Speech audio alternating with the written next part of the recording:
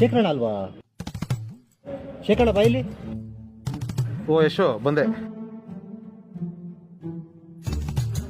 ಏನ್ ಯಶೋ ಚೆನ್ನಾಗಿದ್ಯಾ? ಓ ಅಣ್ಣ ಚೆನ್ನಾಗಿದ್ದೀನಿ ಅಣ್ಣ.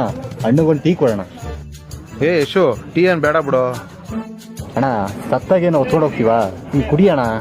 ಅಣ್ಣ ಟೀ ಕೊಡೋಣ. ಓ ಯಶೋ ಸಿಕ್ಕಾಪಟ್ಟೆ ಹಿಂಸೆ ಮಾಡ್ತೀಯ ಪಾತ್ಲಾಗಿ. ಸರಿ ಬಿಡು ಕುಡಿತೀನಿ.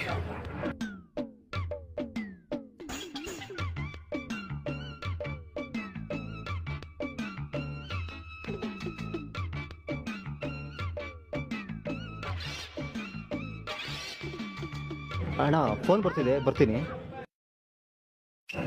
ಎಲ್ಲಿ ಬರ್ನಿಲ್ವಲ್ಲ ಇವನು?